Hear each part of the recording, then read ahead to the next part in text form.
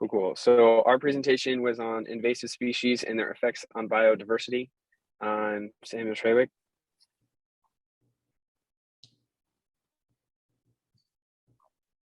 An invasive species is any species not native to where it's living.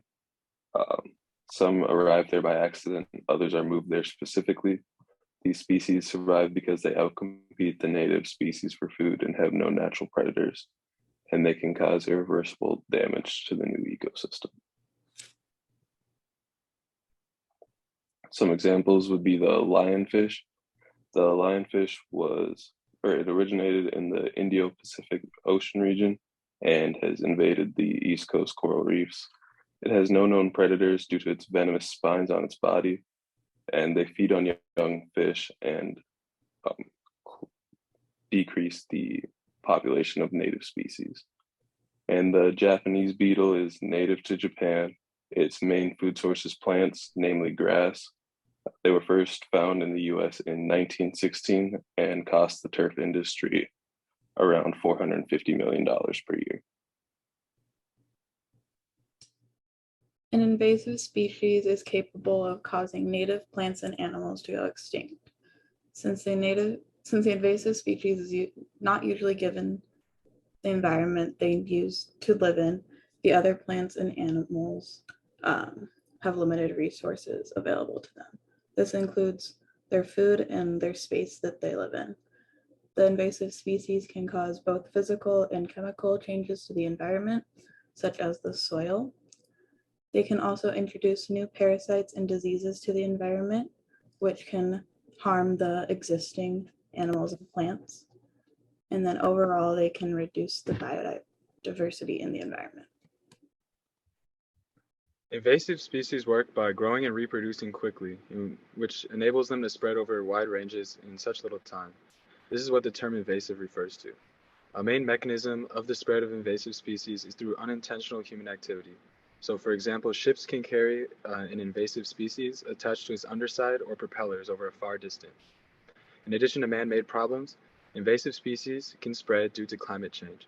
Species may experience a change in temperature or rain level, so they will move to a different environment, invading them. This is seen in a variety of invasive species, namely the kudzu vine, which alters soil chemistry, making it harder for native plants to grow.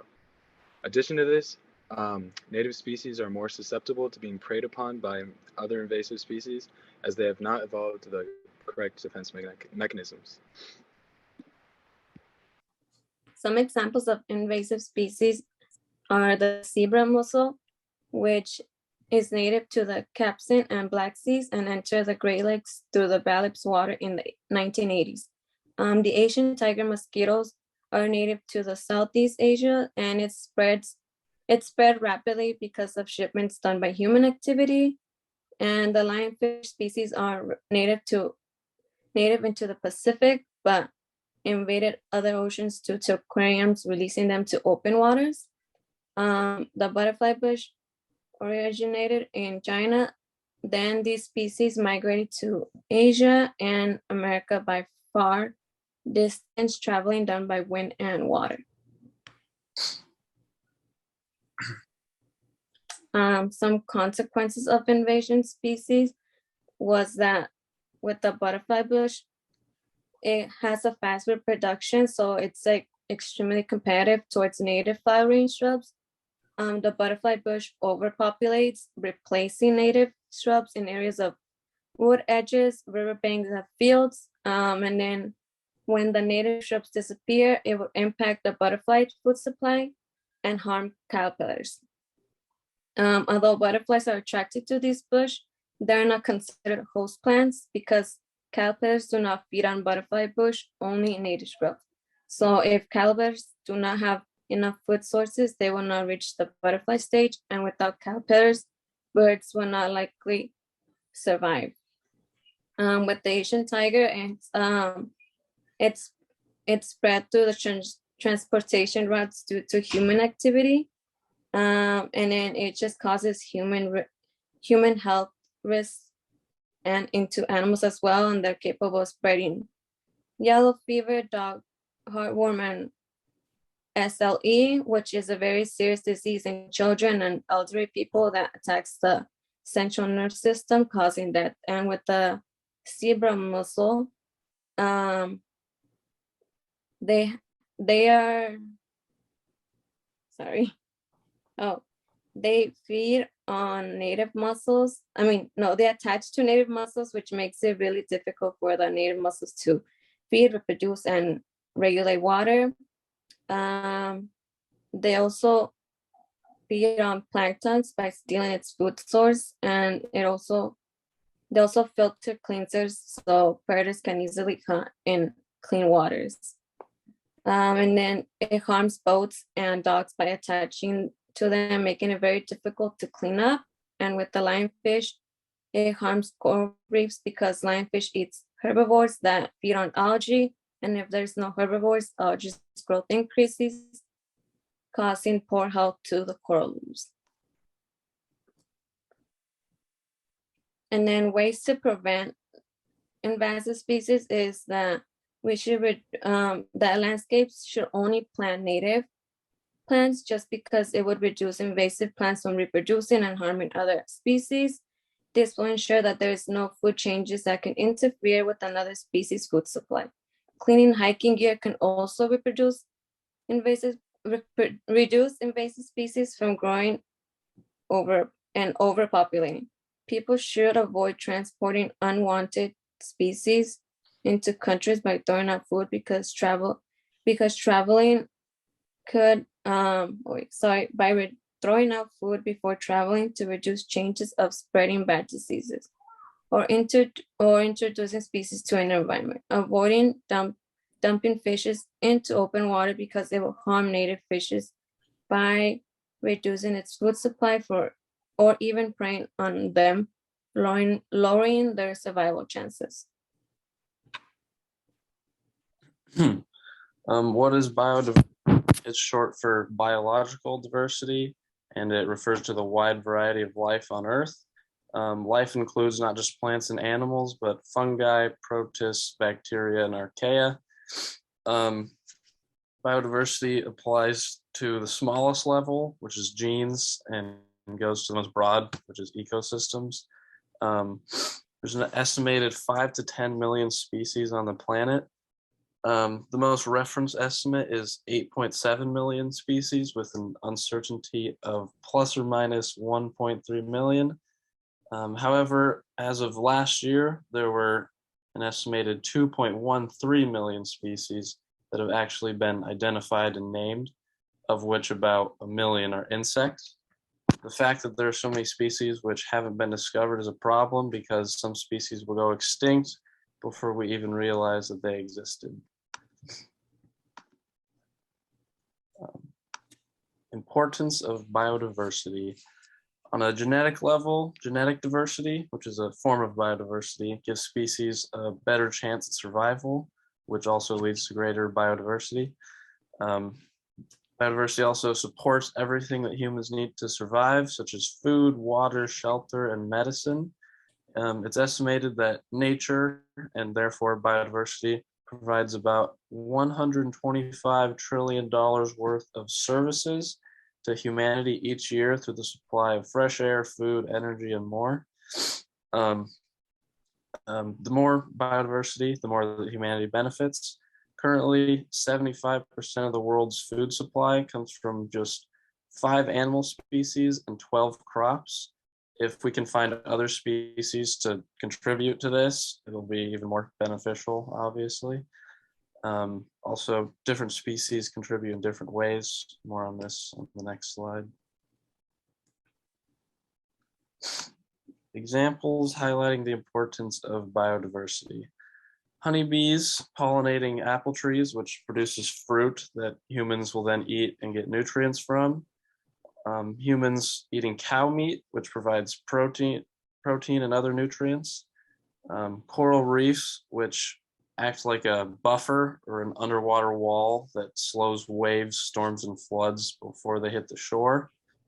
Pine trees that are cut down and used to build log homes or other forms of shelter.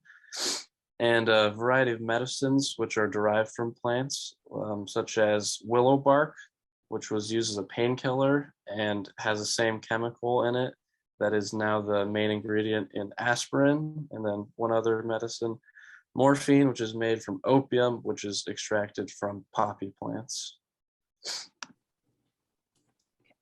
So climate change can also have an impact on biodiversity.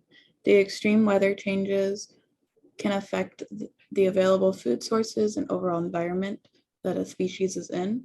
The food and shelter will not be there for the animals and plants that need it to survive.